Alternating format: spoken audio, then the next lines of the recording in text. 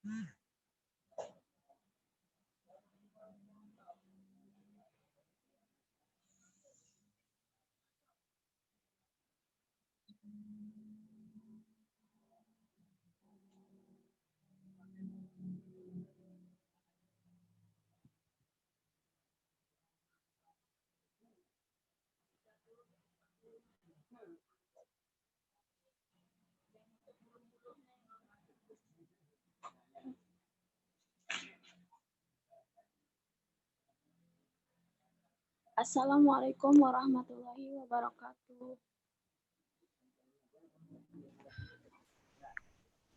Waalaikumsalam.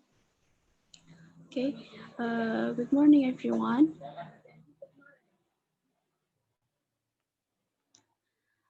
The Honorable, the Head of the ELTD EIN Syekh Nurjati Cirebon, the Honorable, the Secretary of ELTD EIN Syekh Nurjati Cirebon, the Honorable, the Lecturers of ELTD, the Honorable, the Lecturers of ELTD, the Honorable, the Speaker and the Moderator for today's webinar, and also for the audience who attend today's webinar.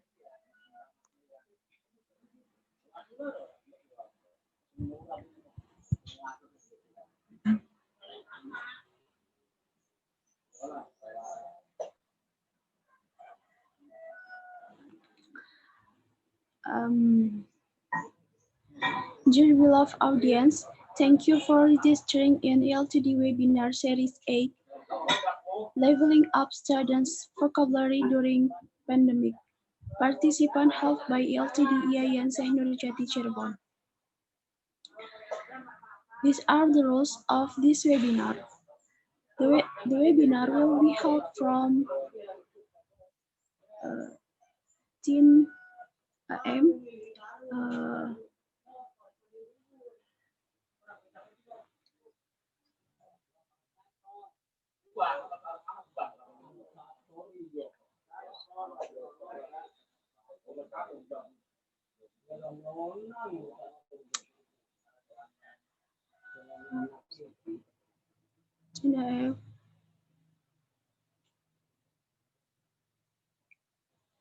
And second, the participant must mute the microphone during the webinar. Third, in Q&A, participants can directly give their question by typing in the chat box or sending the emoji hand to give questions orally to the speaker. Please state your name and institution. Fourth, participants must fill out the feedback form shared in the end of the webinar to get the e-certificate. And the last one, e-certificate will be sent through the email maximum 3 days after the event. Okay, all right. For today's webinar, the moderator is Mr. Komarudin. I would like to deliver his CV first. His full name is Komarudin. He was born at Cirebon, 7, 17 February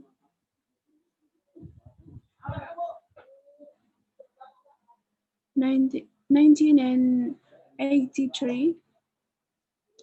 He lived in Blok Arsa, Lungbenda, Palimanan, Cirebon. For more information, you might contact his email address, which is omarbakri 0231 gmail.com. Well, he got her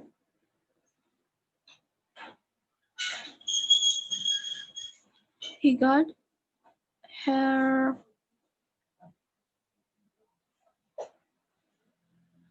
EIN Cirebon,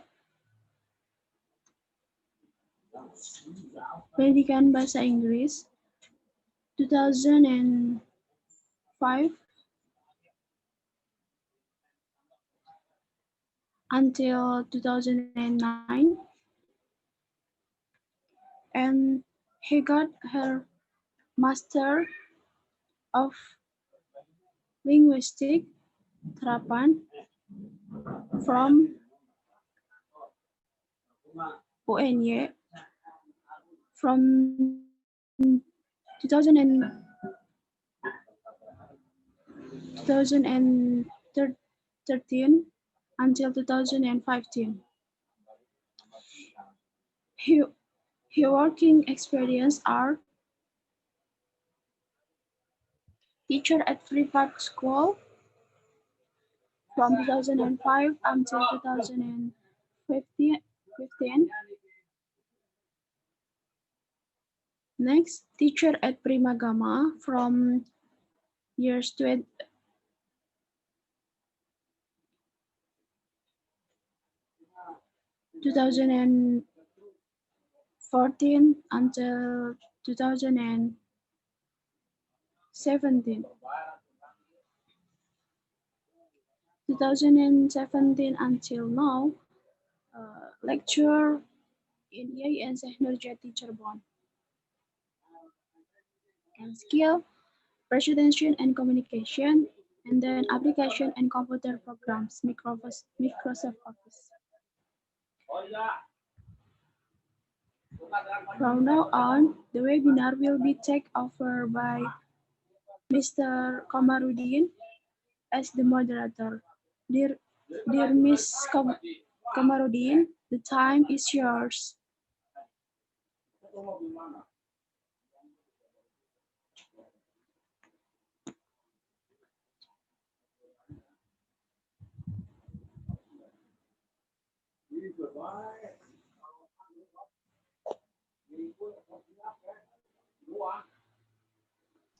Waalaikumsalam warahmatullahi wabarakatuh.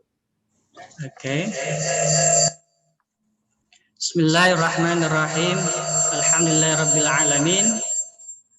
Thanks to Allah who has given us mercy and blessing until we can get gathering here in this agenda.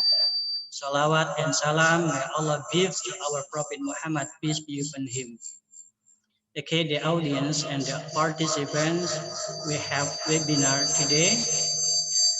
And then this webinar is held by English Student Association and ELTD EIN Syekh Nurjati Cirebon. Okay, let me tell you about the webinar theme. The theme is leveling up students' vocabulary during pandemic. Okay, I think it is a great topic. Okay, all the audience, in this webinar we have two speakers.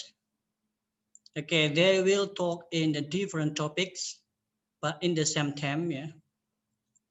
And then let's we go to the first speaker.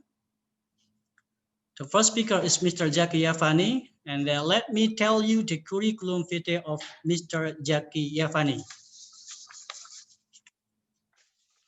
Okay, the curriculum vitae of Mr. Zakky Yavani. The full name is Zakky Yavani. Date of birth, Cirebon, 7 of June, 1984. And then he is a lecturer at EIN Syekh Nurjati, Cirebon. And then phone number, if you need phone number, 089-660-195412. And then for the background of education, okay, elementary school at M.E. Anidomia, 1991 until 1996. Junior high school MTS MTS AI Mertapada, 1996 until 1999. Senior high school MAN Buntet Pesantren, 1999 until 2002. And then for the undergraduate, Unisma Malang, 2003 until 2007. And for the postgraduate, for the master, University of Malang, State University of Malang, 2011 until 2013. This is for the formal education. And then for the informal education, yeah, Pondok Pesantren Nadwatul Ummah Buntet, Buntet Pesantren Cirebon, Pondok Pesantren Darul Abidin Kediri, and then informal education ABC English course, and then Elfas translation course. Okay, for the next, the experience of work. Okay, there was at SMKN 1 Lemah Abang Cirebon as the teacher, 2007 and 2009, ELC English Language Center as the teacher, 2008 and 2010, at the Language Development Department at IAIN Syekh Nurjati Cirebon as the teacher or lecturer, 2009 until 2011. Okay, I think there are many experience of the work from Mr. Zakky. I can't read one by one because of the time. Okay, next, the organization. Okay, Perguruan Awan Putih, UKM, yeah, UKM 2005 and 2007. Bina Antar Budaya Chapter Malang 2004 until 2006. ESA English Student Association, yeah, development program, yeah, 2003 and 2005. Okay, the seminar or training followed by Mr. Zakky. Yeah, there are many seminars and many trainings. Okay, I cannot mention one by one, but I mention that related to our subject or theme today. Okay, International English Conference, Siliwangi University 2016.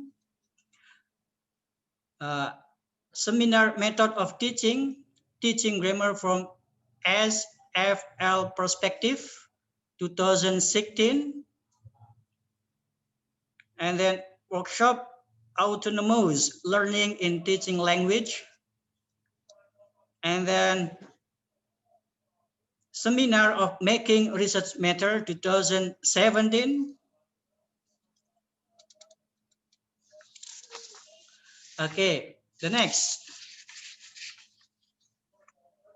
The next, the journal that has written by Mr. Zakky. The first, the title is Teachers' Perception and Why They Matter. The second one, English lesson for the students of the State Institute for Islamic Studies. And the third, the effectiveness of poster vs video and speaking skill of EFL learners. And the fourth, improving students' writing skill through a graphic organizer in process writing.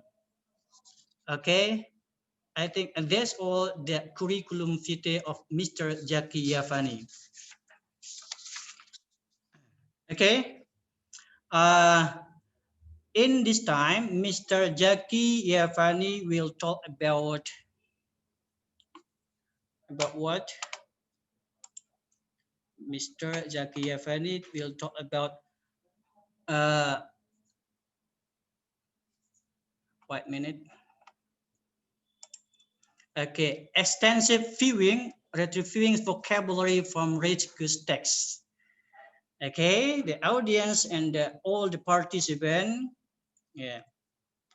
With that, please help me paying attention and welcoming to the first speaker, Mr. Zakky Yavani, M.Pd. The time's yours. Okay, Mr. Zakky Yavani, you have about 40 minutes to present. Okay. Thank you very much for the time given. All the participants. Today I'm going to discuss about my experience as teaching, as a teacher and also as parents. Here, the topic that you're going to discuss, retrieving vocabulary from which text. Right. See, this is the words we built in.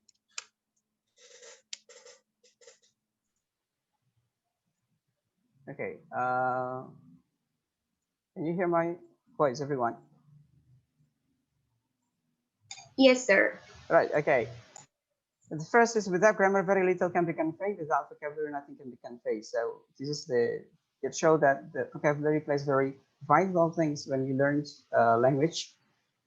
But the problem is then how can we get the very the appropriate vocabulary so that we can convey our messages. So next, okay. Right, so this is things that I'm going to discuss. The first is contextual and rich cues vocabulary input, then retrieving vocabulary, then extensive viewing. Then I'm going to show also some video on some digital technology which can possibly develop our vocabularies, especially in the context of how we can retrieve the vocabulary when we practice in oral communication, especially. Right. What is contextual and rich cues vocabulary input? Let me tell you a story. So this is a case of my students. Let's call this as Andy. Andy learns vocabulary, but the way he learns vocabulary is this one. So he tried to remember word by word and also the meanings like book, pen, red, merah. I'm not saying that this is a bad method to memorize vocabularies, but the problem occurs when it comes to a certain word which need more explanation on that. For example, when you have the word put, take, which should be followed by another preposition, and sometimes the meaning is totally different. You cannot just memorize per word per se. For example, when you have the word take and it is translated into mengambil, and how about taking care? Take into, take out. So they have different meaning. Okay, so the problem occurs then when you try to speak, when you try to use the word in context, sometimes it's going to be very difficult because this is commonly happens to foreign learners, especially my students. Okay, they have a problems in many things dealing with vocabularies, like pronouncing new word, then use the word correctly, memorizing. But above all, the very big problem that happens to my student is they have already memorized the vocabularies. However, when it comes to practice or use the vocabulary is somehow difficult to be retrieved. So in this case, we call as recalling and retrieving vocabulary problems. So it happens to me also. I myself found some difficulties in recalling certain vocabularies. And here is the reasons why we we find some difficulty in retrieving vocabularies, because vocabulary is a puzzle of pieces of text. So within a text, we see within a complete text, it is constructed by many things like grammar, vocabulary, situation. So therefore, a words. So therefore, some researchers always suggested to have reading session to improve your vocabularies. This is because when you read something, you are engaged with the vocabularies from the beginning till the end. So therefore, many researchers always suggest to have reading, and also to improve vocabulary, you have to read and read. Okay. So back to the problems that we found dealing with recalling. So the problems when we deal with the vocabulary is we just try to memorize the vocabulary or understand the vocabularies only in a single words and also words and meaning, without involving the text, context, situation, okay, senses, which is sometimes it is difficult to retrieve. Here is the case of my son, 4 years old son. His name is Arkan. So one day I, with my sons, watch a show. You call it, you name it, show. Okay. And there is a karateka who broke a wooden board. And to make me surprised is that he just effortlessly mentioned the word wow, amazing. 4 years old children using the word wow, amazing, to me, in a precise context and situation. It turns out that I remember that many times I always ask my sons to watch wow English TV. And I believe that those words comes from his experience when he watched these videos. And it made me think that when we want to recall vocabularies, it turns out that it's not only about the meaning, but it's more complex than that. It involves your senses. It involves it involves your situations, and then not only situation, but also maybe the intonations, the stressings of the words. There's a lot of things that plays important part when you want to recall vocabulary that once you have learned or once you have listened. So again, that it comes to the conclusion that when we want to recall the vocabularies, we need more than only just meaning of the words. We need more than that. Okay, so that's the ideas. Okay. Then we're going to talk why this is happens by discussing about memory process. Okay, so there are 3 stages of us as a person memorizing memorizing a certain vocabularies, for example. Okay, the first one is encoding, storage, and retrieval. Okay, the last part, retrieval, is a level where you actually recall something that you have learned into practice. The problem is of my students usually this way. They have already memorized many vocabularies. Okay, they have memorized many vocabularies, but it turns out when it comes to the practice, it's difficult to talk. when I give them the solutions and then they say that, oh, I have already learned that vocabulary, but how come I cannot produce that kinds of vocabulary in practice? Maybe the problem is we don't have a strong retrieval cues. So the key points when we want to retrieve better is actually the retrieval cues. So what is retrieval cues? This is a prompt that helps us remember when we make a new memory. We include a certain information about the situation that act as a trigger to access the memory. For example, when we meet new accountants in a party, for example, where then we introduce ourselves to other person, and at that time we try to memorize his name or her name, but at the same time we also pay attention on the context. What party is that? What day is this? The clothes that he or she is wearing. So those actually we unconsciously recorded by our brain. So again, so to make a better retrieval, we need the cues. Now, the cues are many kinds of things. It could be audio, it could be visual, it could be feeling, it could be context. Okay, right. This is another interesting research finding from Stanislas Dehaene, researcher from France. Okay, he conduct a research, and this is interesting part when he tried to see what happens actually in our brain when we read something, and then this is the result. So our brain recycles several of its pre-existing visual and auditory. Even when we read something, in fact, the first time we try to recall is the visual and auditory thing.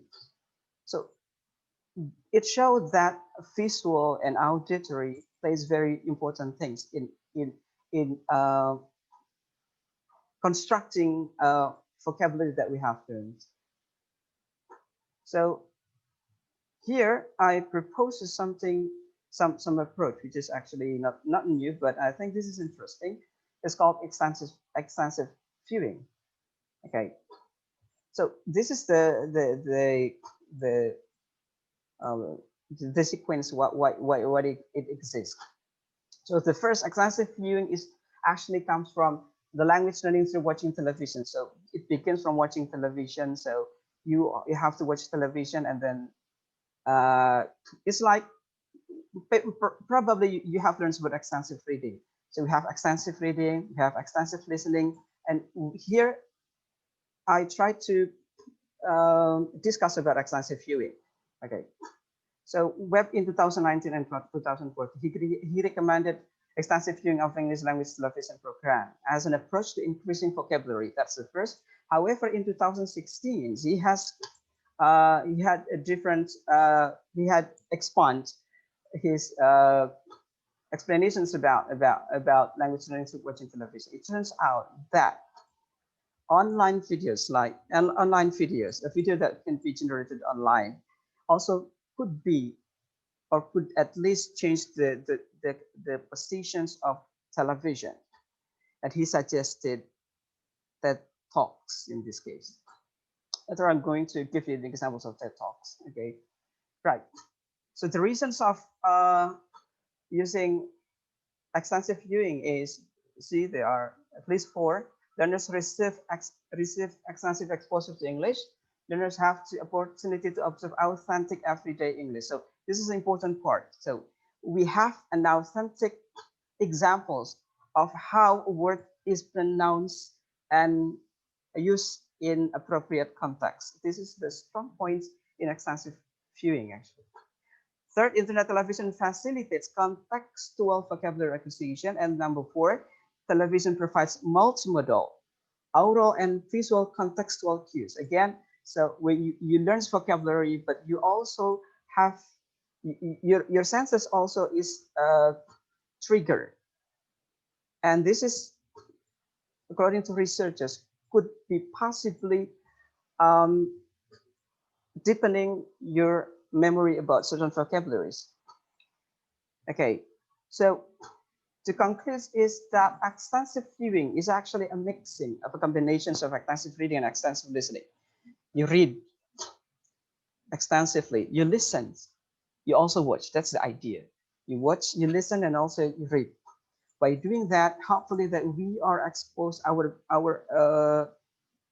senses are exposed by the words and situation and also in context. By doing that, when we try to retrieve or recall the vocabularies, it's not only memorizing the vocabularies, but it also grasps the content, the intonations, the context that is brought by the vocabularies from what we have already watched from the video, for example. Okay, let me give you some examples. So you know that the existence of digital technology creates a very unique and interesting phenomenon, especially in terms of extensive viewing. Okay, so it means that there are a lot of websites and apps that possibly that you can access freely, and it's very sophisticated in my opinions. Okay, let me give you an example. So you can learn top 10. Perhaps you are familiar with this applications. Okay, right. Let me give an example. So you can learn, you can improve your vocabularies by doing these activities using TikTok.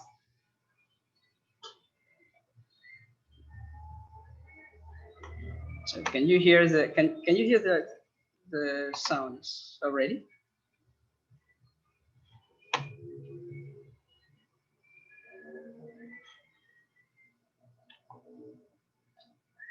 Vintage acting challenge. Duet me.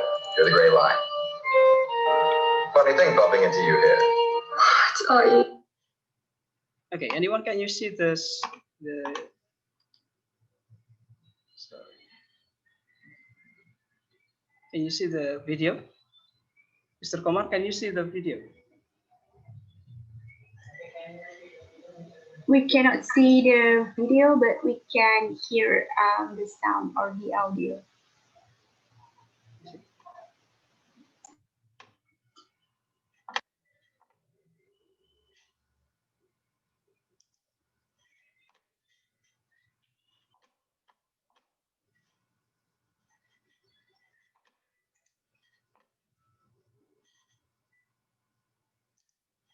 Okay. Vintage acting challenge. Duet me. You're the gray line. Can you see the video and the sound and listen to the sound clearly? Yes, sir. Funny thing bumping into you here.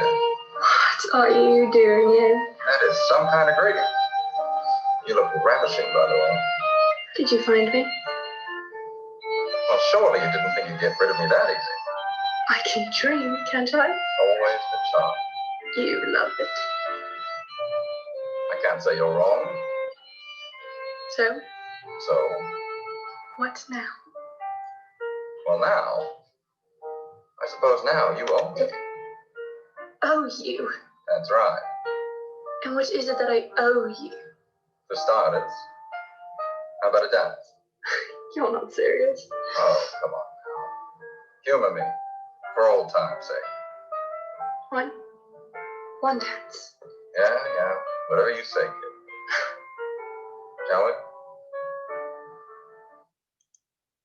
Right. Okay.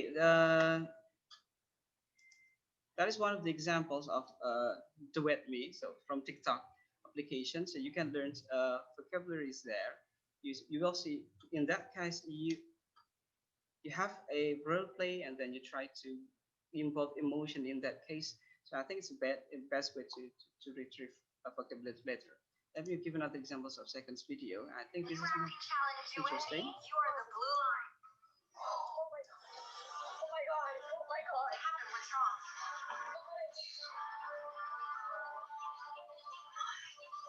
You were supposed to. I was drawing over there. What happened out of nowhere?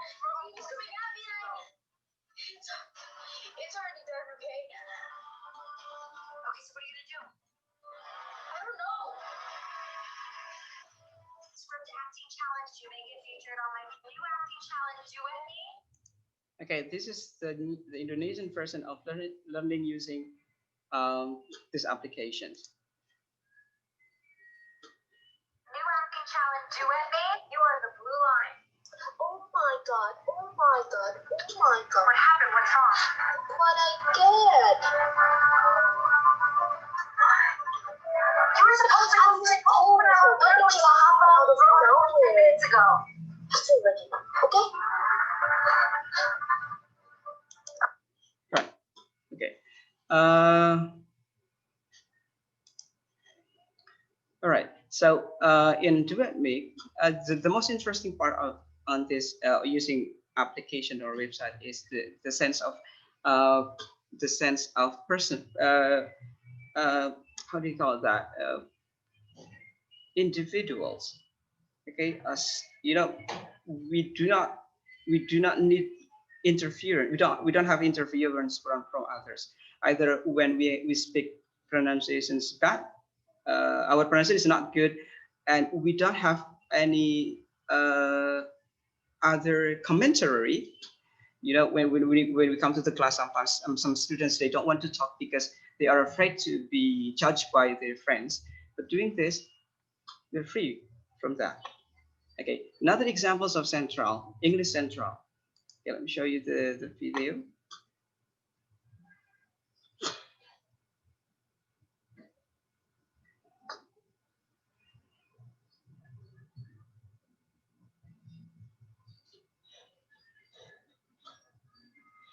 Right, you see there are some feature here. You may watch the video, you can learn to feed the words, and also you can speak the lines. This is interesting part. You can speak the lines, and also you can be scored how good your pronunciation, intonations, when you speak the lines provided in the apps.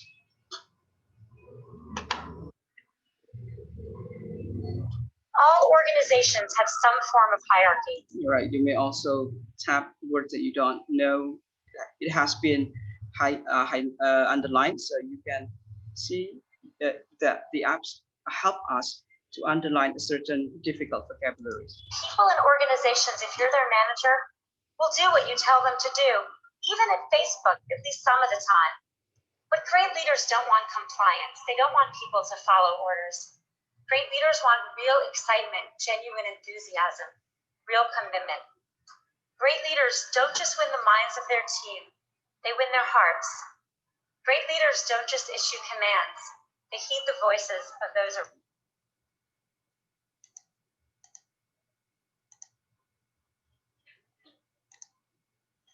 Okay, this is the learn the words. There are some words and also the definition. So we can learn from this the meaning of the words. Even at Facebook, at least some of the time. The practice when we want to engage with the vocabulary that we have learned. That's the ideas. Even at Facebook, at least some of the time.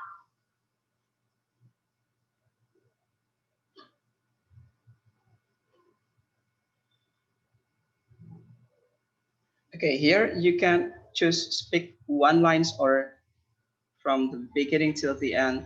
This is an example, so I give you example of speak one line. Even at Facebook, at least some of the time.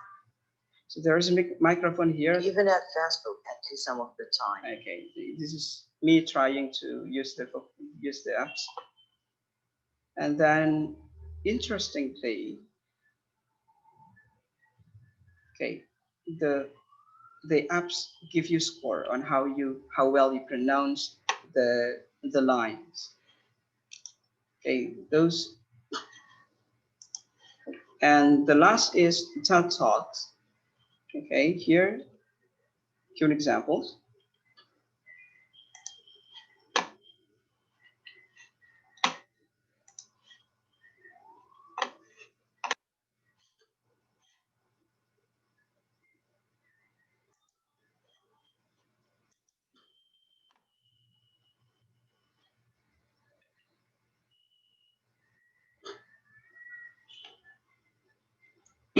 Okay, this is the website. You see there are a lot of topics that you can choose. And this is very inspiring and also interesting topic to be listened. Okay, and then the speaker are mostly from professional researchers and those who are master in their field. So I think this is a very interesting to try. Let me give examples of how we can use TED Talks in developing our vocabularies. So this is the video. Touch an iPad. I'd like to share a couple with you today. My first app was a unique fortune teller called you may find the scripts here. You may find a script, and also by doing this, you also not only watch the scripts and read the scripts, but you also know how to pronounce it. Even there are some interesting informations like laughter and then applause. Okay, so these things is actually interesting to be done when we have an extensive viewing. So we don't only we don't only listen, but it involves three things: extensive reading, extensive listening, and also extensive viewing. Right. So the cases in my class. Okay, I use this TED Talks. I use TED Talks to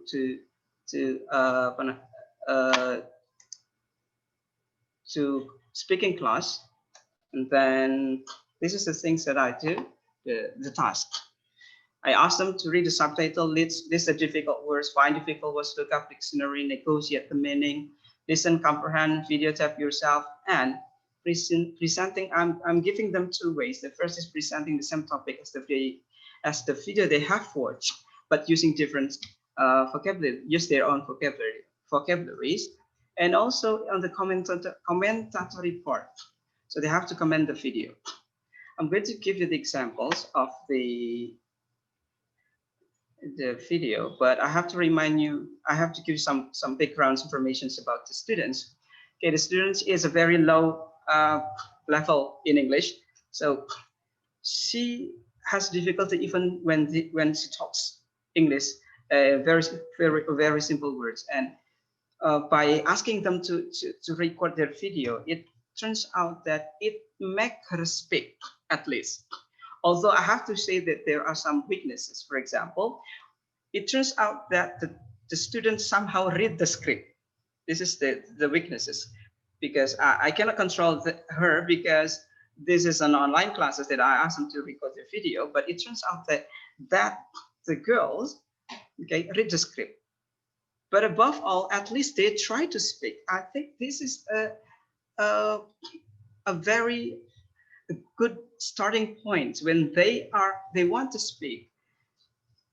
This is very, to me, it's fulfilling to see them speak, even though they try to see the script, even though they try to, they have wrong pronunciation, they made a mistake in grammar.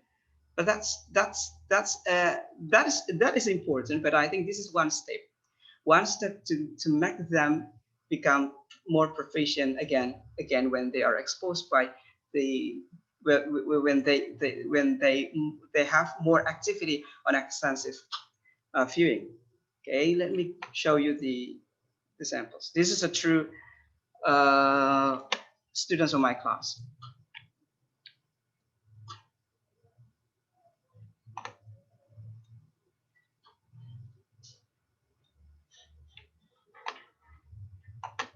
Assalamualaikum warahmatullahi wabarakatuh. I'm Dila Nur Azizah, and now I will talking to you about the video. The title is "What Would Happen If You Didn't Sleep" by Claudia Aguirre. In 1965, 17 years old senior high school student Randy Gardner still awake for 264 hours or 11 days. What is the condition? The condition on the second day, he hallucinating. Not sleeping can cause illness or can even death.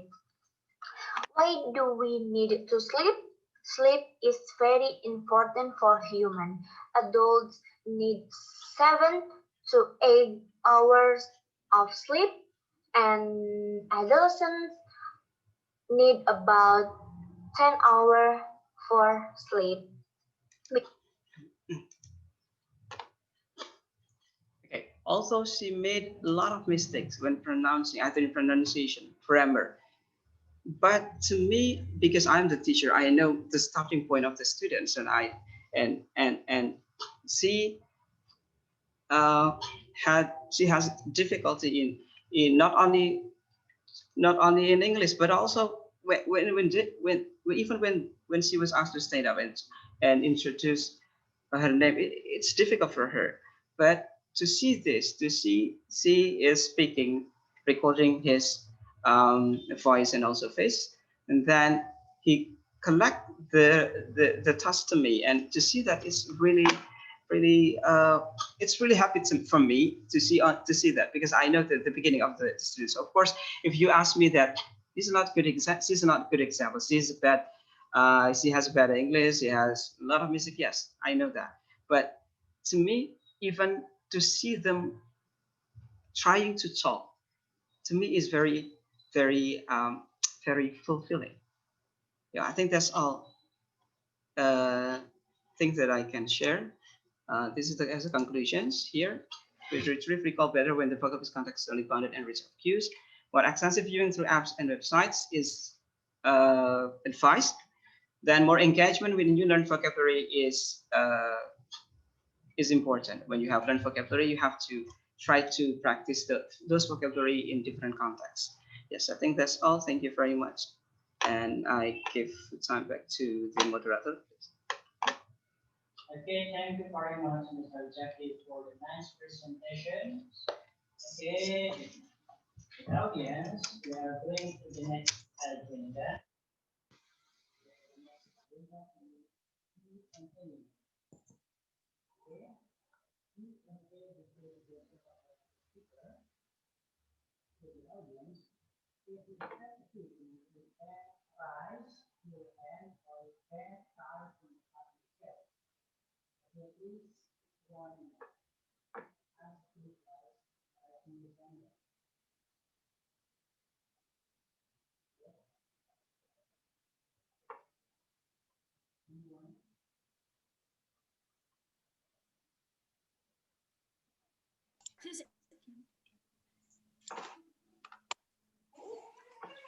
Vira, okay. Okay, Vira Herlian Rice, okay.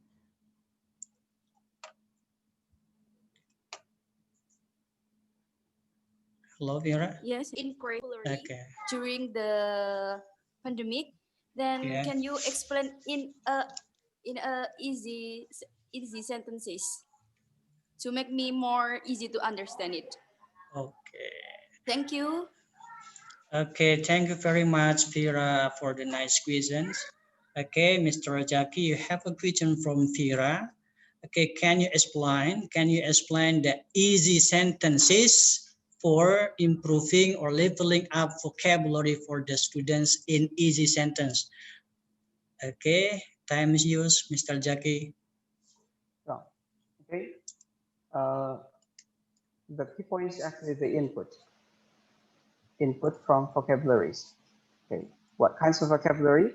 Vocabulary that is involving your 5 senses. You feel it, you sound it. Okay. How is the way? Then I propose you more extensive viewing through apps and websites. TED Talks, okay. English Central, and Gridme is one of the examples. Of course, there are a lot of kinds of apps and websites. Yep, I think this is that clear? Okay, Vera, how about the answer? Okay. Vera, can you hear us?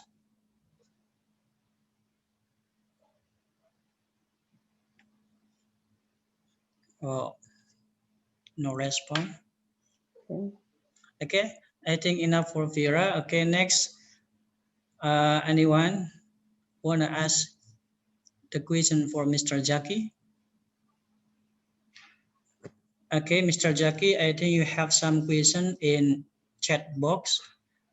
Okay. The first,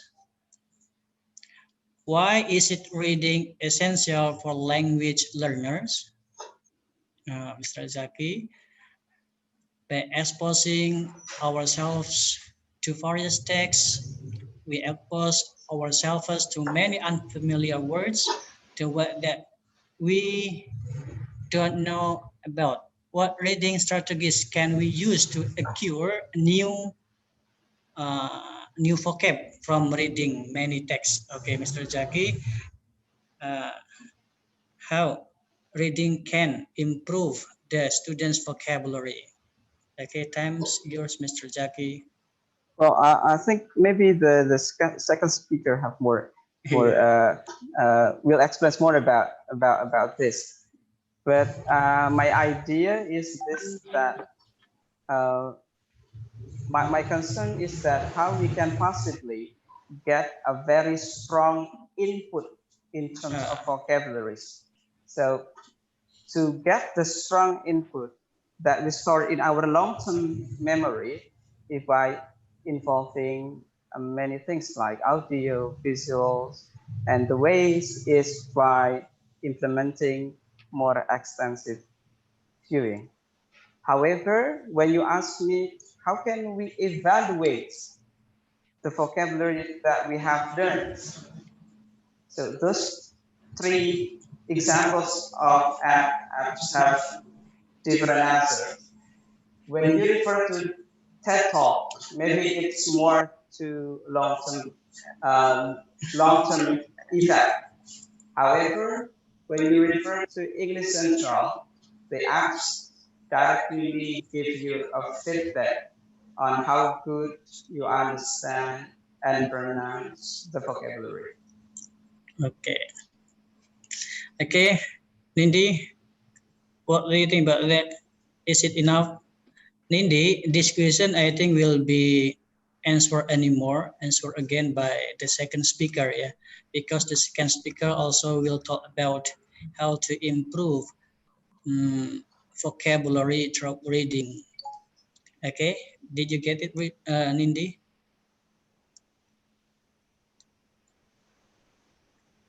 Okay. Okay, we still have 5 minutes to Q&A. Maybe anyone want to ask?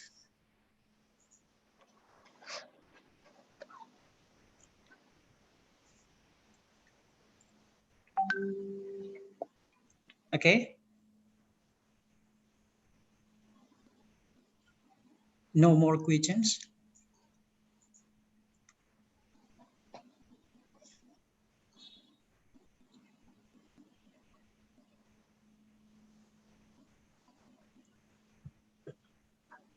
Hello, no more question. Okay, I think enough for the first speaker. Yeah. Okay.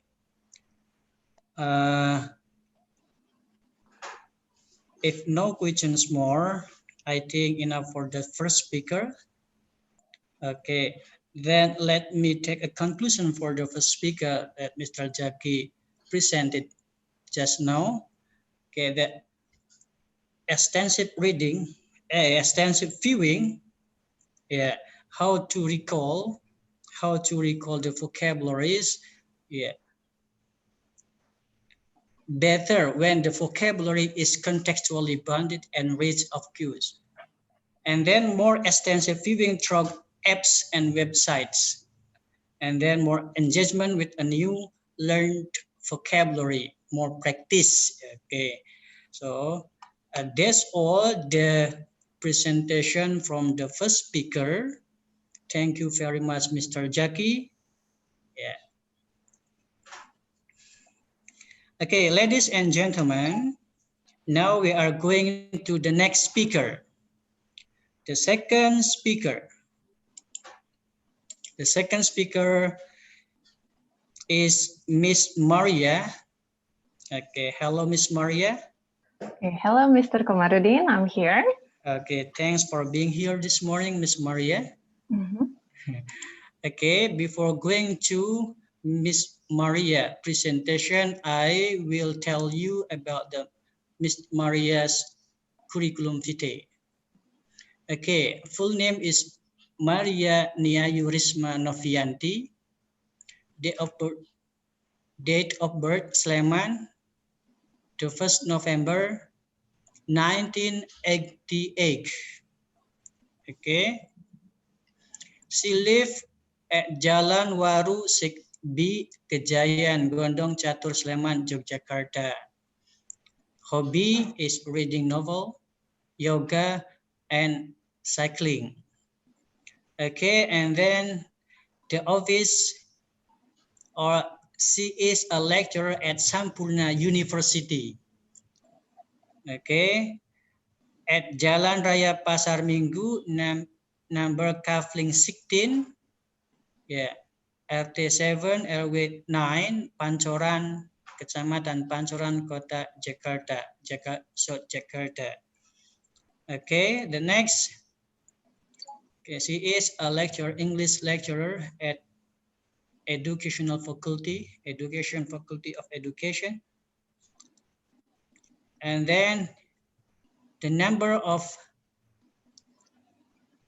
handphone is 08190400905 and 18. Email address maria.novianti@sampurnauniversity@ac.id. Okay, the background of education, SD or elementary school SD Canisius Demangan Baru Yogyakarta, 1995 and 2001. For the junior high school, SMPN 1 Depok Yogyakarta, 2001 and 2004. For the senior high school, SMA 1 Depok Yogyakarta, 2004 until 2007. Okay, for the pre-graduate, undergraduate, English education at University Santa Maria, 2007 until 2012. Okay, and for the postgraduate, for the master, yeah, American discourse at University Gadjah Mada, 2013 and 2015. Okay, the organization experience. Okay, well, there are many experience for Miss Maria. Okay, you can read one by one, number 1 to 6. Okay.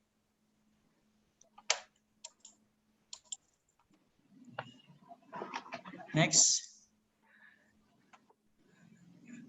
Okay. Okay, education, achievement and organization, latest research on Tolman model, strategy for critical thinking and analytical writing. Okay, abstract acceptance at ICTEP conference November 2020. Wow, it's the newest yang terbaru ya. Collaborative research, the second author on Arkan internal conflict in Sinua, ACB's thing fall apart, psychological analysis, published in US Journal March 2020. The new one also. Presenter at Community Service Teaching English for Young Learner with Alphabet Activities, August 2002. Member of Indonesia Extensive Reading Association. And the last one, member of Center of Literacy, Faculty of Education, Sampurna University. Oh, it's very great experience, Miss Maria. Okay, ladies and gentlemen. Okay, we go to Miss Maria. So please help me paying attention and welcoming to the second speaker, Miss Maria, MA. Okay, the time is yours. You have about 40 minutes to present. Thank you. Time is yours. Okay, Thank you, Mr. Komarudin, for the time given. And it is a pleasure for me to be participating at this webinar held by EIN Syekh Nurjati Cirebon. And for this webinar, I would like to present a topic which is actually already been included by the first speaker. It's related about reading because I love reading so much. So that's why it's all about reading, whatever it is in my class. So if you see, I need to see the, okay, I need to show the PowerPoint first. Okay, if you see the title of my presentation, it's actually a little bit poetic because I love literature so much in my personal life. So it's about the words and the reader. So I want to show how the reader or how the learners can create a bond or can create attachment with the words or the vocabulary that they have in their reading activity, whether it is assigned reading or whether it is independent reading as a part of classroom activities. So I want to start, or I want to divide my presentation into two parts. The first one is common knowledge or maybe common theory about vocabulary and strategies. And I would like to share my experiences in my introduction to literature class. And I adopt the method of annotation and close reading where the students highlight the vocabularies, not only to define the new vocabulary, but how they can reconceptualize the vocabulary into analytical and evaluative reading. So that's the essence of my presentation today. So before that, I think we need to know the meaning of a word here. So when someone reads a particular word or a particular vocabulary in any text, or even when they listen something through the audio or through the videos, they will listen to certain phrases. They will listen to some words. And to define the word, I quoted from Ali Sadeh from his research, to define the word, it's not only enough from that single unit of that word. We need to see the other components such as the association, such as collocation, or even grammatical rule, because grammar in past tense, present tense, or even future tense, it also influences the meaning of that word. And when we heard or listen that word spoken or even written, there will be a different atmosphere that also gives some impacts to the meaning of that word, for example, like that. And then I think to increase the vocabulary or to increase the words is not only enough by knowing that word. It's not only enough by knowing how to use that theoretically, but there should be productive activity. There should be the output of that vocabulary. I think the first speaker already put this kind of information in the presentation. So for example, when we do reading, so how to create a productive activity in reading, there should be a small response. There should be a small discussion on a certain passage. So beside knowing or beside marking the unfamiliar word. So in my reading class or in my literature class, I usually ask the student to highlight any words, something familiar or something unfamiliar. And I ask them why that word is significant to them. Is there any implied meaning of that word? Why is the author choose that word instead of other vocabulary? So that's the essence of analytical thinking, evaluation when they know the meaning of the word. It's not only a matter of translation, it's not only a matter of defining that word into our native language, but knowing the purpose of choosing the word in the text or even in the video. In the simple one is in advertisement, how the brand used that word or how the brand used that specific object also help the learners or students to know the words in the contextual meaning. And that's the stage of the productive and the output beside translating that word, beside using that word in our daily language. There should be a sense of the purpose of using that word, and it will create more input, not only on the identifying, but also analysis and also evaluation, which is the high order in a Bloom's taxonomy. And I also try to put what Nation already said about the vocabulary acquisition. It starts from the direct contact of the new vocabulary. We have the word notice when readers, learners, or listeners try to highlight or find some unknown vocabulary. Okay. However, they should do retrieval in the form of reinforcement, repetition, and also frequent interaction, maybe through some practices, through some vocabulary games, or even through some through simple practices of writing. And the last stage, which is I think I can call it as the higher level, it's a part of reconceptualization when they find one word can have different meaning. For example, when we have phrasal verbs, or when the word is collocated with that other components or with other vocabularies. Therefore, there should be an active, I can say active output in the process of retrieval and also in the process of creative. Both of them, both of the stages should have the balanced activity between receptive and production. So when they do reading, what kind of response they can create through their reading?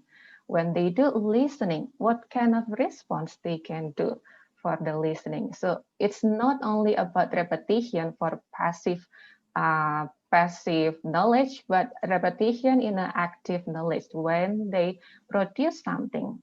And when they reconceptualization, it should be accommodated by active, how they use or how they remember that word, and they do a higher level by questioning why the author used that word. What is the purpose of having this word written in this text, for example, or why the author in the novel or in the poets choose this word instead of other words. So that's the process of reconceptualization, knowing the words from different contexts based on the background or even based on the purpose of writing that vocabulary or writing that phrases. And I think in the process of retrieval, it's not only based on the classroom activity, it will be better if the learners or students also do reinforcement or repetition outside of the classroom activity. I still remember when I was a university student, an undergraduate student, on the first day of orientation, the head of my English major said to us for the first meeting that we can only speak to him in English outside and inside or outside the class whenever we meet him. So it might be a shocking, a shocking announcement for the first day of the orientation. But when I try to apply that, language exposure as a daily interaction to my students, it at the same time, it creates English speaking atmosphere. Although they or we are not living in American or not in European, but when my student chat me by using English, when my student have a discussion with me outside the class along the corridor using English, they create or they stimulate English speaking environment by their own way, by their own method. And even sometimes, because as a language learner, even if although I'm a lecturer, I'm still a language learner of English.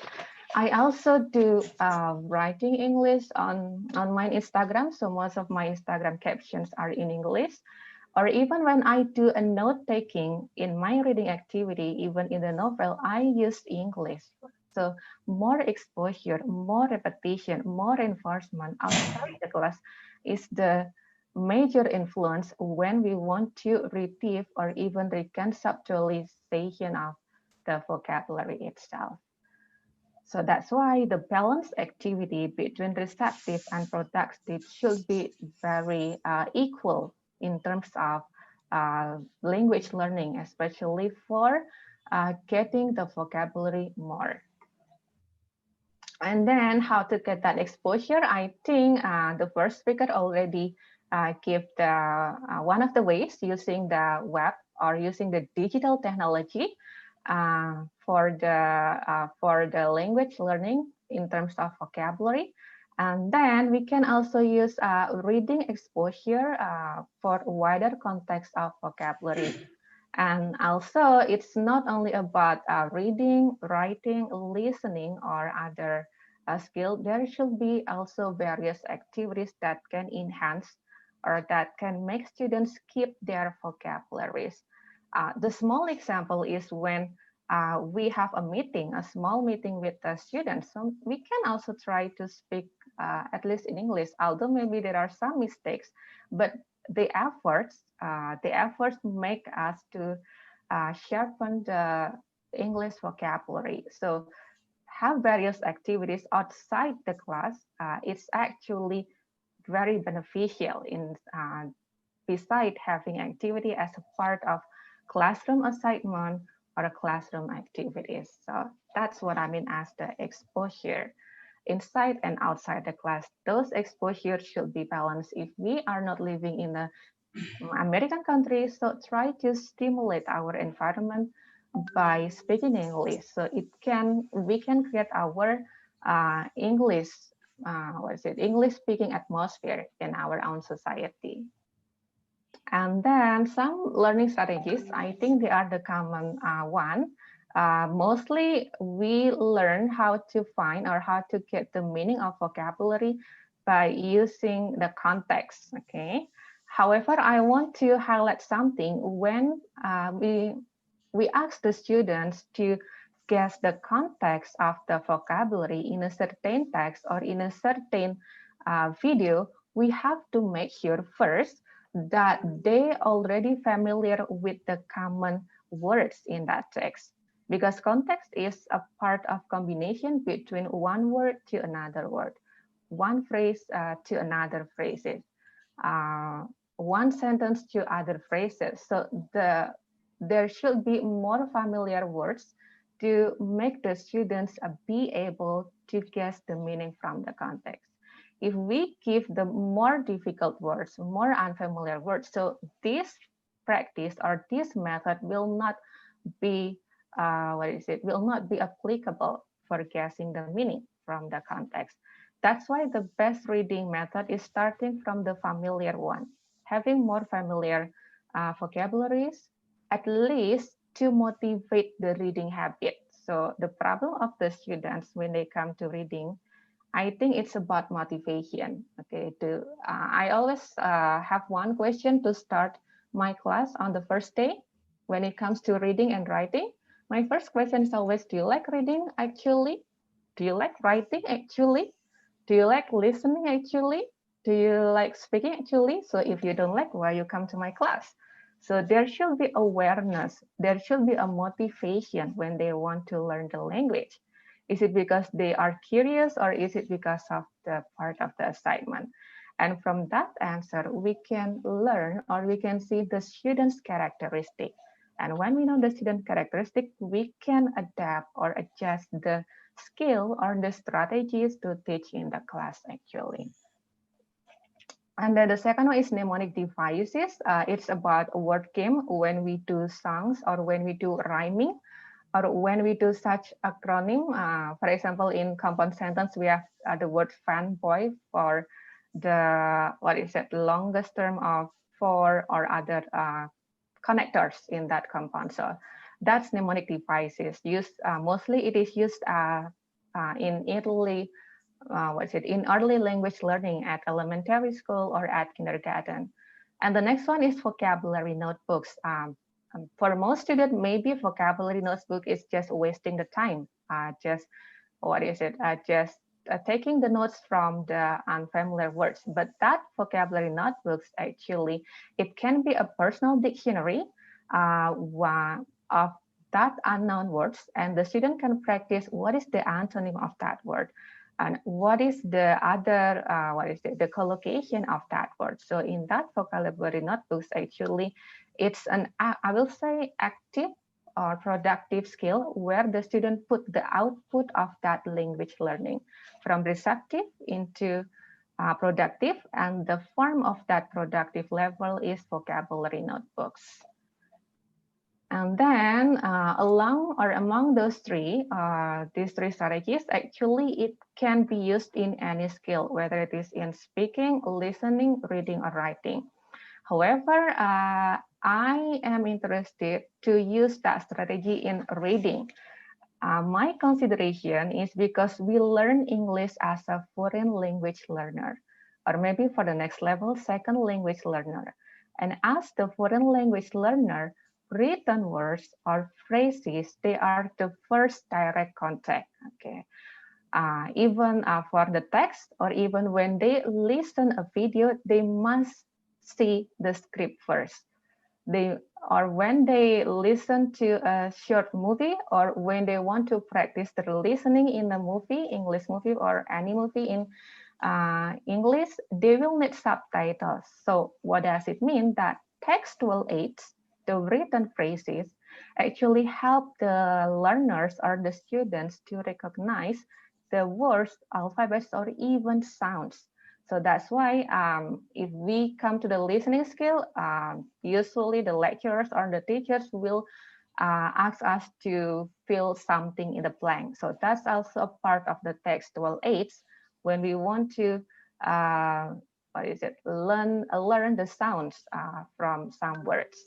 And then in the reading practices or in the reading activities, I am interested also in using annotation method to mark or to highlight the new words for the vocabulary notes.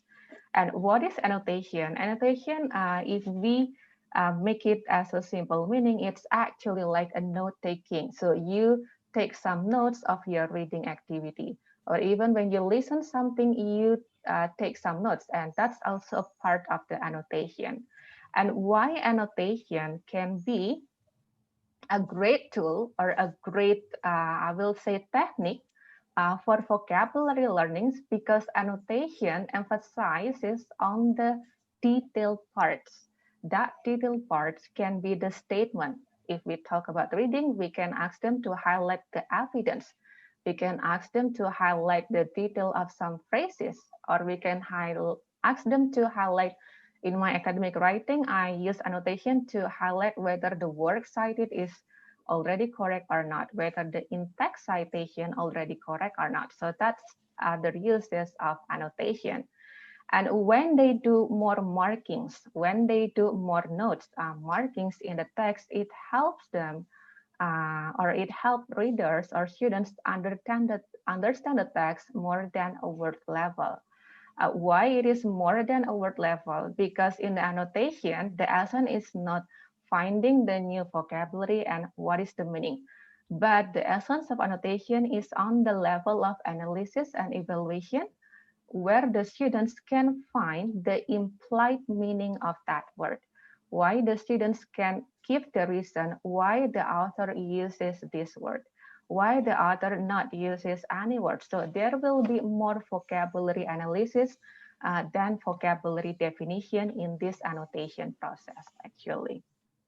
And then this is what happened in my literature class. Usually when I have a text to read, I will not, of course, in some classroom activity, I make it as an open discussion when the students just give the response. So in my class, usually I don't ask what is the unfamiliar word, but I ask them what is the response of that text. Okay. And then when they said, oh, I feel sad of that text, or I feel happy, then I direct them to the annotation method. How can this text make you happy? How can this text make you sad? So they will point out, or they will locate some words or vocabulary that happen in this, that appears in this text, when the word blonde, or and there is the word blue. And then what I like about literature class, that word will have double meaning. For example, with the word blue here, commonly it's a color of a simple color on the rainbow. But when we talk about the context of immigrants, the students can do reconceptualization.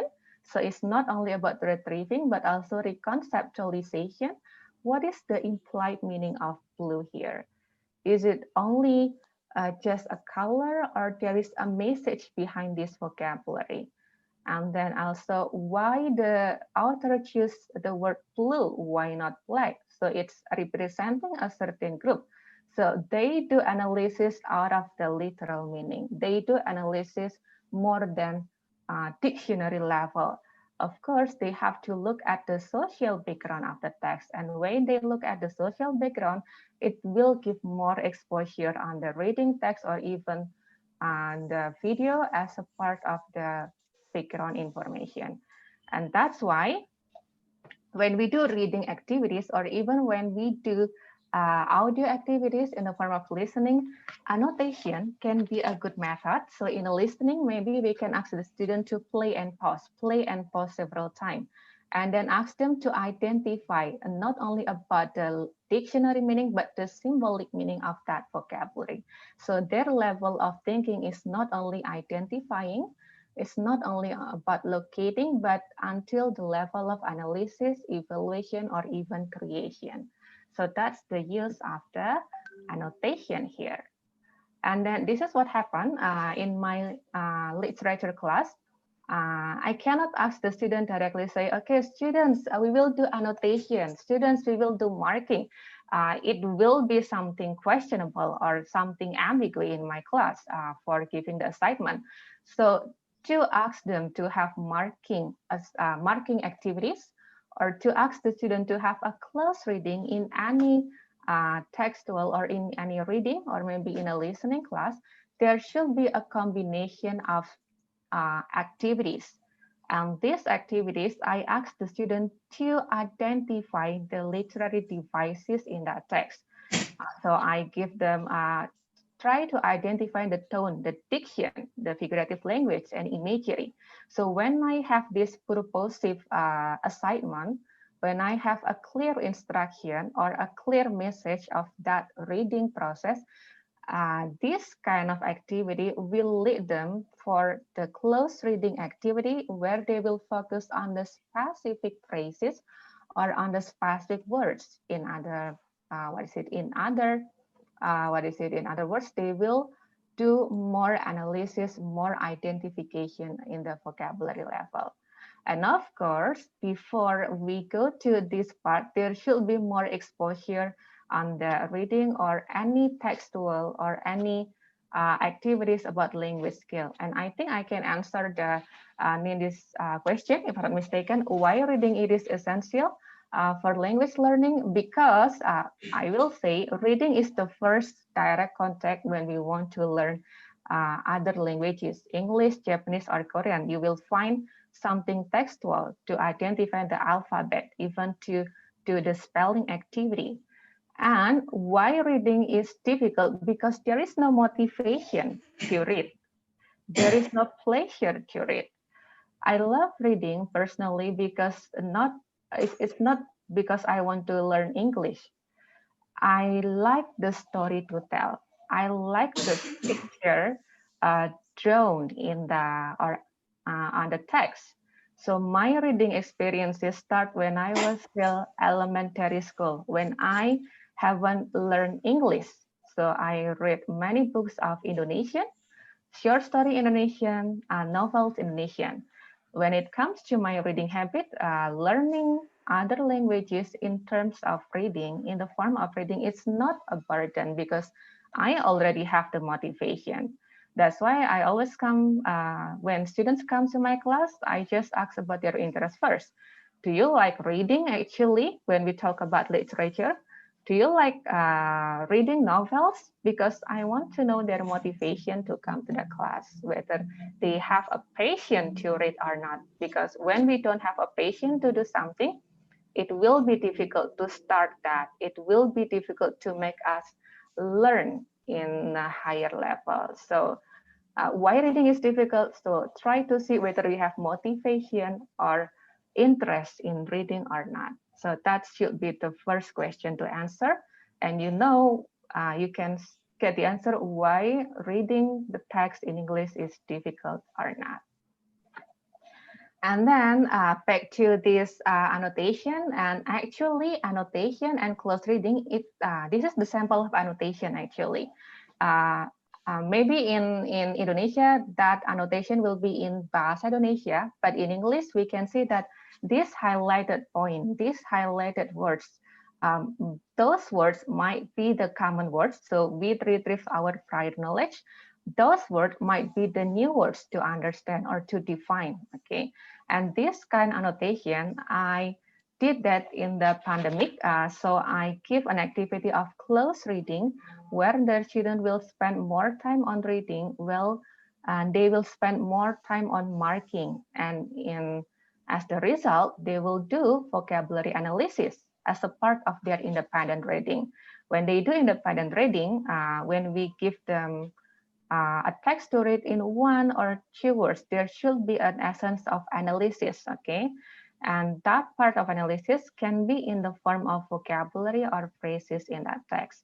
And therefore, there will be more attachment to the text and the readers. There will be more attachment between the words and the readers. And that's make, what is it? I think I have to see the, okay, that makes the student give more context to the content and also to the context. So independent reading or independent activity in language learning will enhance their ability in some skill, whether it is vocabulary, grammar, or even the reading comprehension. And this is what happened to my students, some of my students' work when they do vocabulary analysis as a part of their close reading in their independent reading time during the pandemic. So I just gave an instruction like this. Actually, it is an outline, and they come up with the vocabulary analysis like this. So this is the poem that I give to the class, a very simple poem. I don't want to give the difficult one because I want to have the essence of pleasure when they read the text, and that pleasure should start from the simple text, should start from the text that relates to their social experience. So that's why I use this. This is one of the poems. And you can see that one of my students here tried to analyze the vocabulary use of the word father and daddy. So I think she analyzed why the author used the word father instead of daddy. And then there is a new word, which is about austere. I think this is the uncommon word that the student didn't know previously. So they know the meaning of the austere in the dictionary, which is strict and serious, but they need to learn the context, how that dictionary meaning can be part of unity in this context of the poem, looking at the theme, looking at the background. Another sample, when there is analysis of the word those and this. So these students try to analyze why the author used those instead of this. And we can see that there is grammatical context as the indicator for the analysis, why the author used those, because there is a highlight of a regret, because those refers to something more that are far away. So it shows a regret in this case.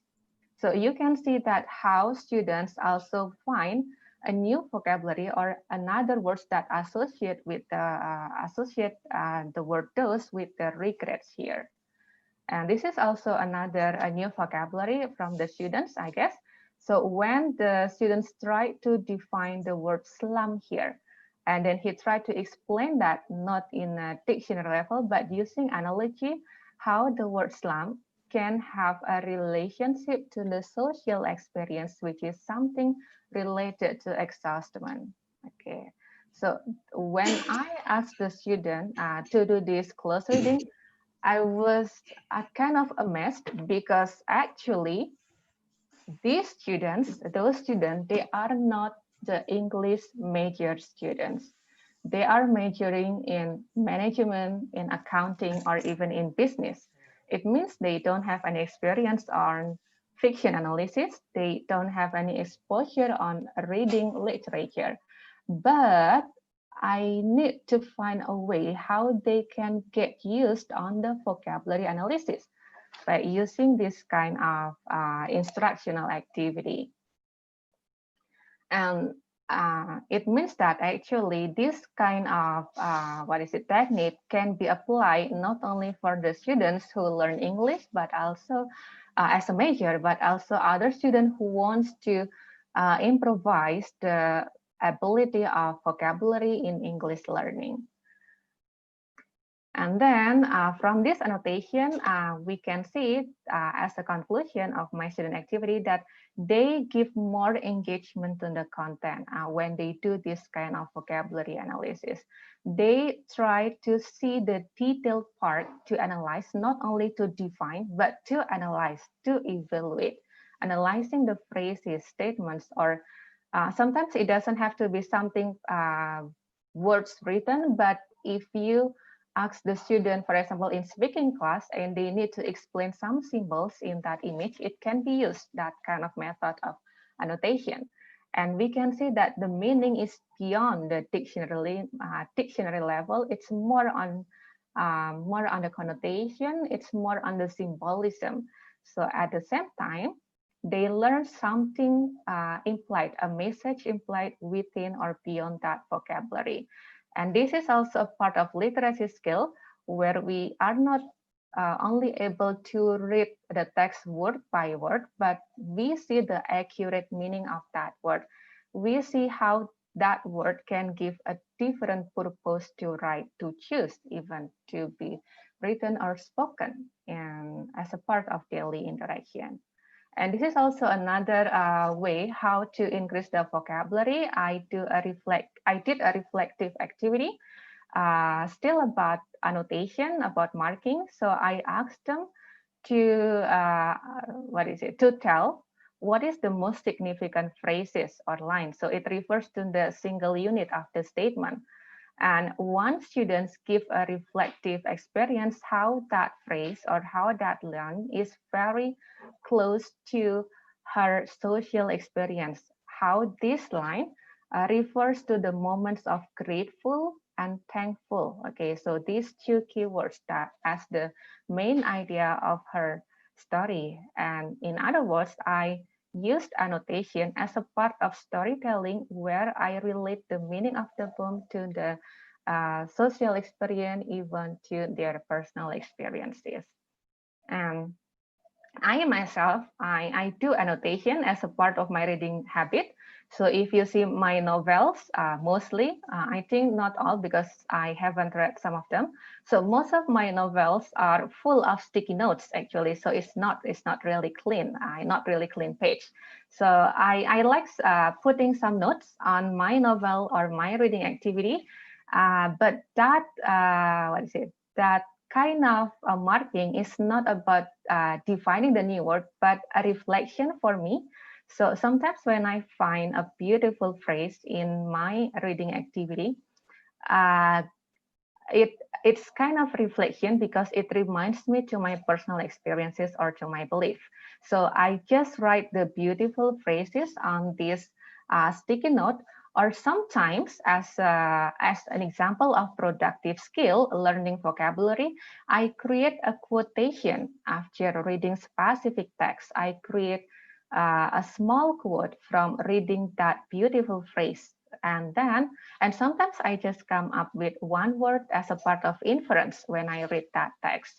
And it makes me, or it gives me a pleasure of reading sentences in a novel. And I think this is the last part of my presentation, what I believe about learning vocabulary as a reader, not only as a lecturer, but as a reader. Learning vocabulary is not only about finding the meaning and how to use that, but it will be more meaningful, it will be more attached if that meaning is also a part of my experiences, a part of my reflection in my life lesson. So when we have the word, the new word from unfamiliar, it becomes familiar. So when it is related to the social experiences or personal experiences, it can be significant and there is attachment to that word. And that's why I gave the title of my presentation, The Words and the Reader, the attachment between the readers and the text. So I think that's all about my presentation. So I will give the time back to Mr. Komarudin. So Mr. Komarudin, time is yours. Okay, thank you very much for Miss Maria for the nice presentation. Okay, Miss Maria, give us some media or some way, some strategies for improving our vocabularies. Thank you very much, Miss Maria. Okay, next, we are going to the next agenda. Okay, the next agenda is Q&A for the second speaker. Okay, the audience, if you have any questions, you can raise your hand or you can type in the chat box. Okay, let me know. Anybody want to ask? Raise your hand, please. I think there is a question on the public chat, Mr. On the public chat. Yeah. Okay. Public chat, yeah. Yeah. Miss Maria, I'm sorry, I cannot read the public yeah. chat because my laptop is error.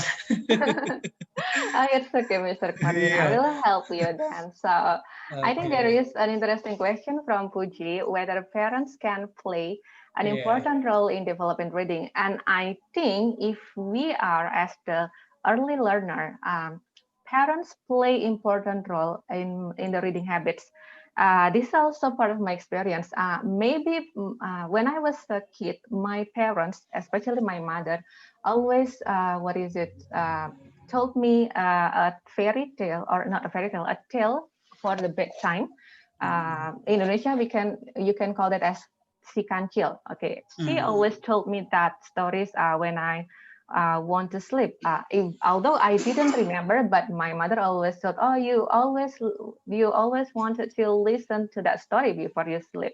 And I think that internal output, the unconscious memory when I was a kid, probably before I was able to read, that led me to enjoy reading short stories. So, of course, if you know the essence of teacher and lectures, we only have, I think Mr. Komarudin also know that we only have 2 hours to teach, right, in the class.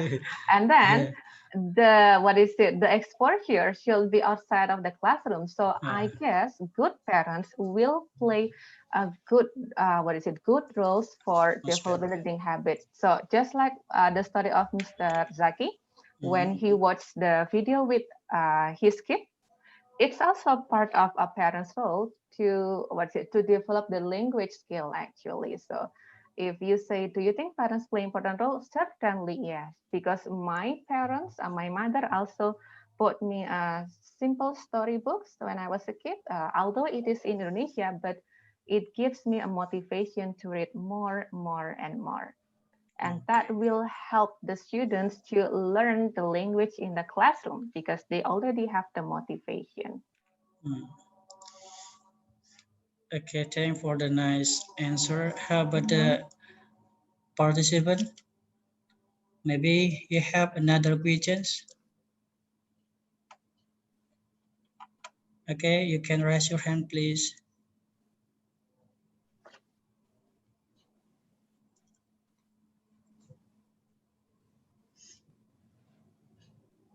Okay, I think it's still on the public chat. I got 3 questions, or maybe more questions, interestingly. Okay.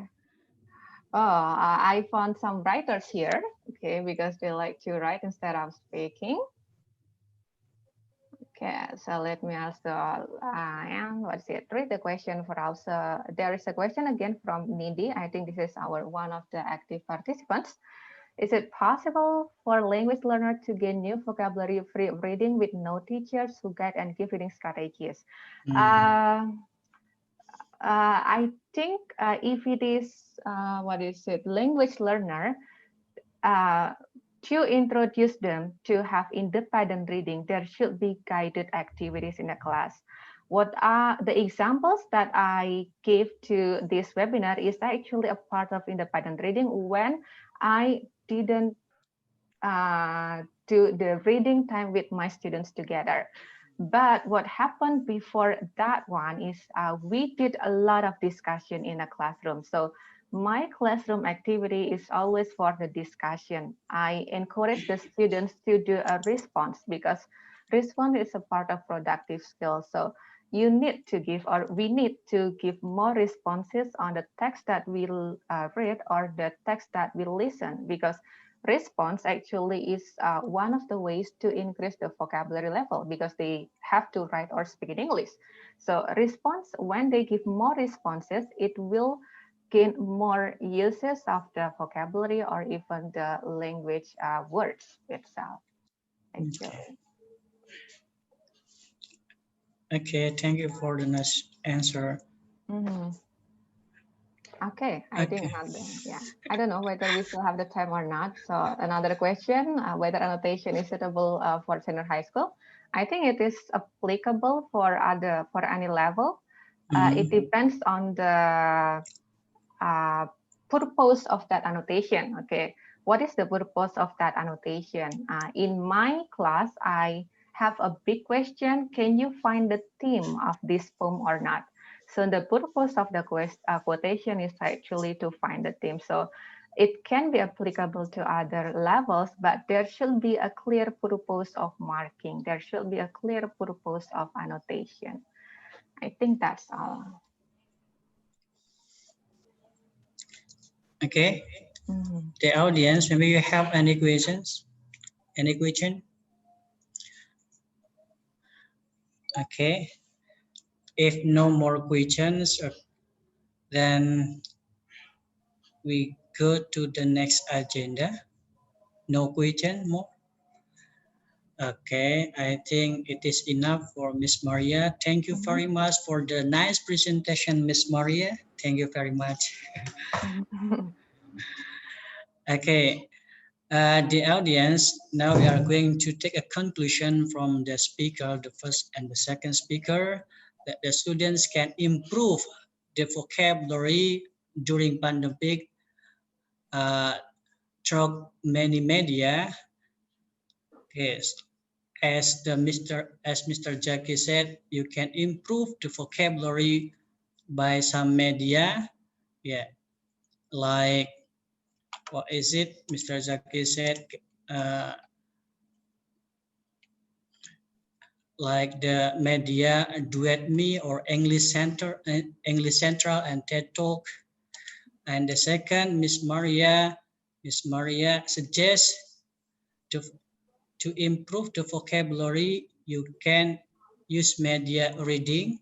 Okay, and then you can notice and retrieval creative, and also doing annotation in the reading process. Okay, I think that's all the material today. Thank for the nice presentation. Thank you very much for the first speaker and the second speakers. Thank you very much. Okay, and then I will ask to the speaker, the first and the second speaker, to give us the closing remark. Okay, for the first closing remark will be given by Mr. Zakky. The time is yours.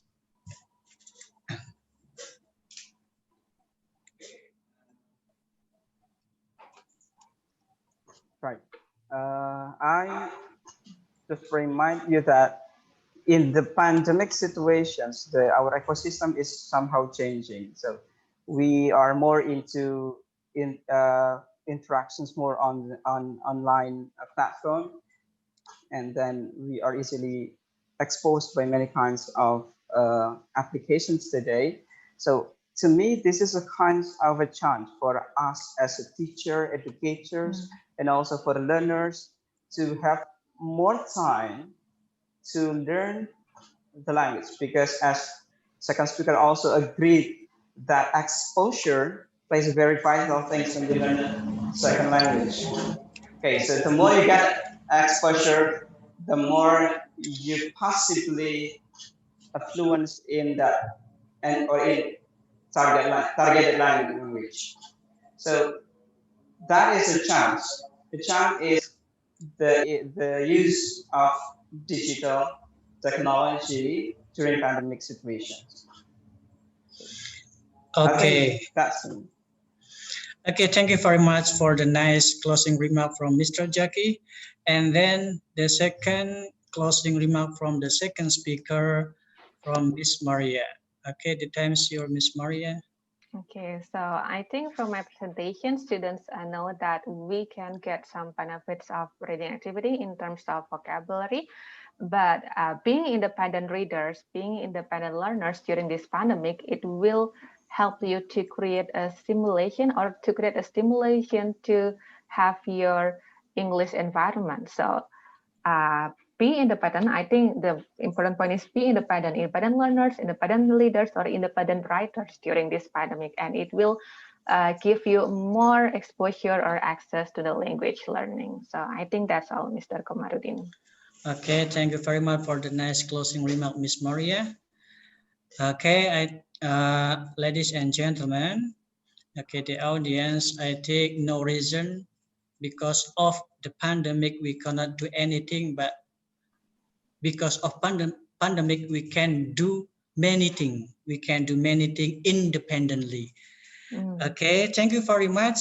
Okay, I will give back at this time this webinar to Master of Ceremony.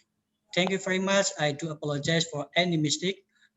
Thank you very much. Goodbye. Assalamualaikum warahmatullahi wabarakatuh. Waalaikumsalam warahmatullahi wabarakatuh. Okay, thank you for Mr. Zakky, Mr. Rima, and Mr. Komar for the lovely discussion. And dear all participants, we have come to the end of this event. Don't forget to fill in the evaluation form to get the e-certificate. Thank you so much for your participation. See you in the next opportunities. Wassalamualaikum warahmatullahi wabarakatuh. Waalaikumsalam warahmatullahi wabarakatuh. Waalaikumsalam warahmatullahi wabarakatuh. Okay, thank you, Miss Risma, Pak Komar, and also Pak Zakky for taking your time off of this busy schedule to share with us. Okay. Okay. You are welcome. Thank you so much, guys. All right.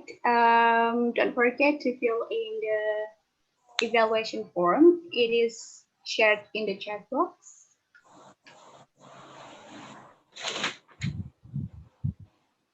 Okay, Ms. Risma and Pak Zakky and Pak Komar, you may leave the meeting room because we have come to the end of this meeting.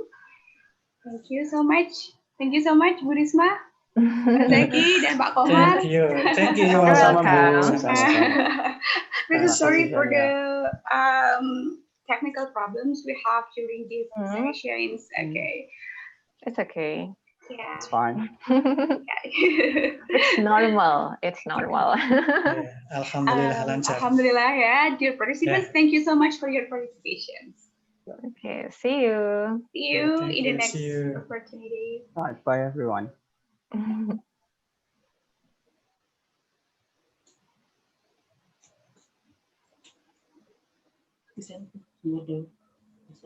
Itu atau jurusan? Ya, ada suara.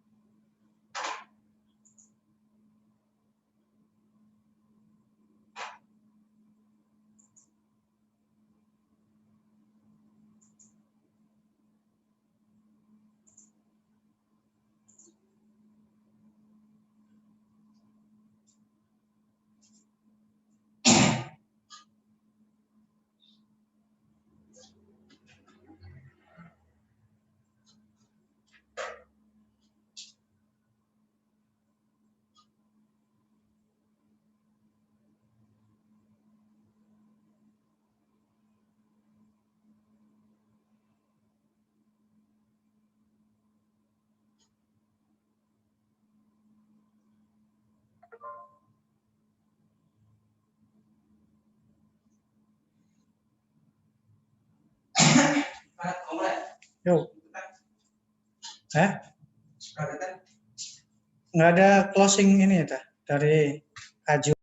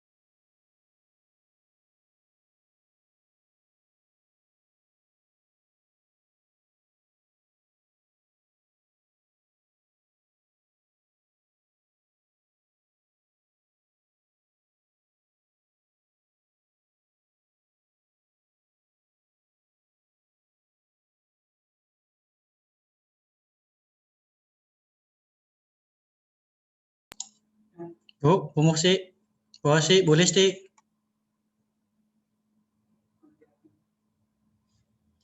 Halo. Ada suaranya nggak sih, Pak Cik?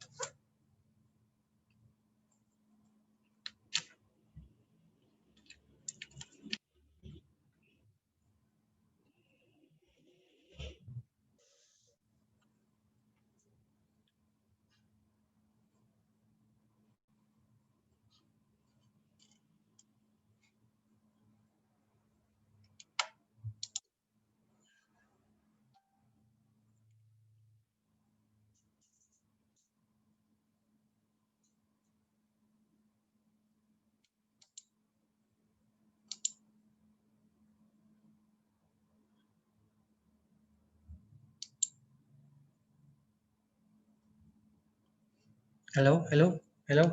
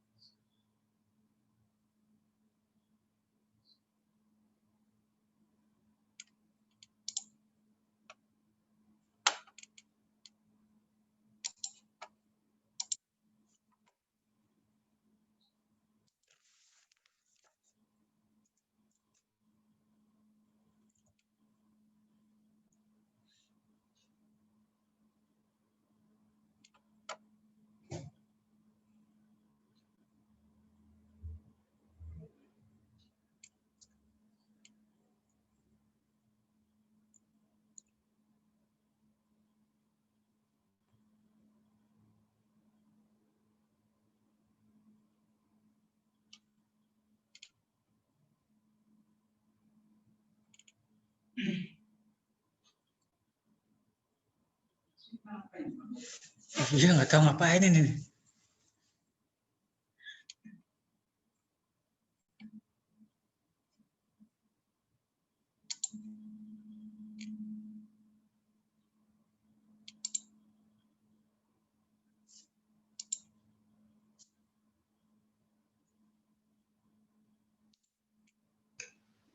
I will end this meeting room in a moment. So for the participants who hasn't filled in the evaluation form, you can go to our WhatsApp group. We have shared the link in our WhatsApp group, so you can go to our WhatsApp group. Thank you so much for Komarudin, Zakky, and the others. I will end this meeting room today. Thank you.